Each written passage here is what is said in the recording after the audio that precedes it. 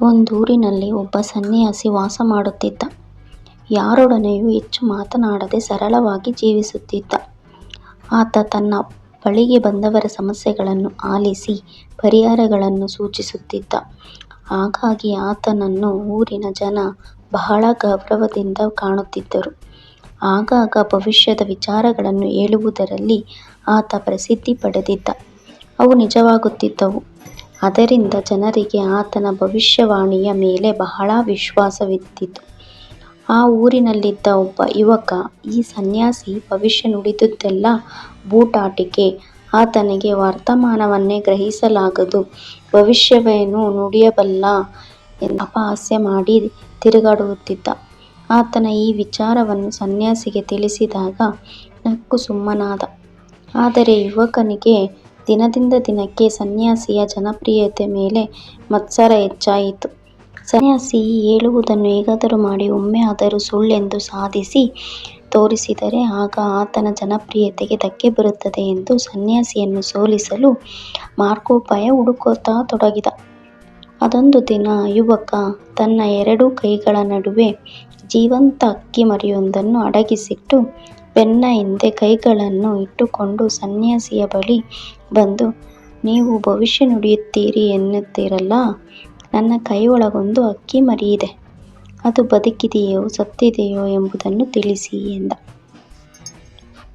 ಒಂದು ವೇಳೆ ಅಕ್ಕಿ ಮರಿ ಬದುಕಿದೆ ಎಂದಾದರೆ ಅಕ್ಕಿಯನ್ನು ಮುಷ್ಟಿಯಲ್ಲಿ ಸಾಯಿಸಿ ಅದು ಸತ್ತಿದೆ ಎನ್ನುವುದು.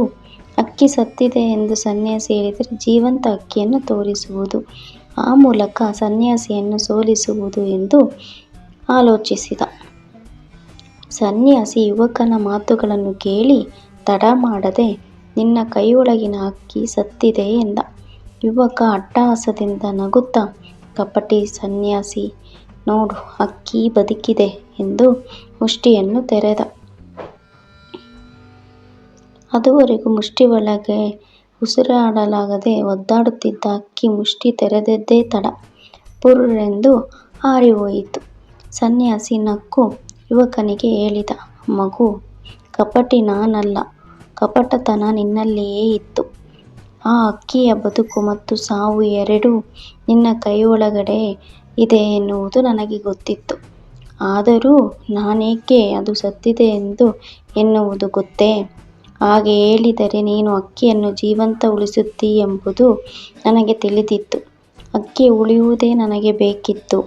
ನನ್ನ ಗೆಲುವು ಅಥವಾ ಸೋಲಿಗಾಗಿ ನಿಷ್ಪಾಪಿ ಅಕ್ಕಿ ಬಲಿಯಾಗುವುದು ನನಗೆ ಬೇಕಿಲ್ಲ. ಮಾನವೀಯತೆಯ ಗೆಲುವಿಗೆ ಕಾರಣವಾಗುವ ಇಂಥ ಸಾವಿರಾರು ಸೋಲುಗಳನ್ನು ನಾನು ಹೆಮ್ಮೆಯಿಂದ ಸ್ವೀಕರಿಸುತ್ತೇನೆ ಎಂದ. ಯುವಕ ಸನ್ಯಾಸಿಯ ಮಾತು ಕೇಳಿ ತಲೆಬಾಗಿ ವಂದಿಸಿ ತನ್ನ ತಪ್ಪನ್ನು ಒಪ್ಪಿ ಕ್ಷಮೆ ಕೇಳಿದ. ನಿಜ, ಬದುಕಿನಲ್ಲಿ ಮಾನವೀಯತೆಗಿಂತ ಮಿಗಿಲಾದುದು ಯಾವುದೂ ಇಲ್ಲ. ಸೋಲು ಮಾನವೀಯತೆಗಿಂತ ದೊಡ್ಡದಲ್ಲ. ಬೇರೆಯವರ ಸೋಲುಗಳಲ್ಲಿ ನಮ್ಮ ಗೆಲುವನ್ನು ಯಾವತ್ತೂ ನೋಡಬಾರದು. ಬೇರೆಯವರನ್ನು ಸೋಲಿಸಿ ಕಪಟತನಕ್ಕೆ ಇಳಿಯಲು ಬಾರದು.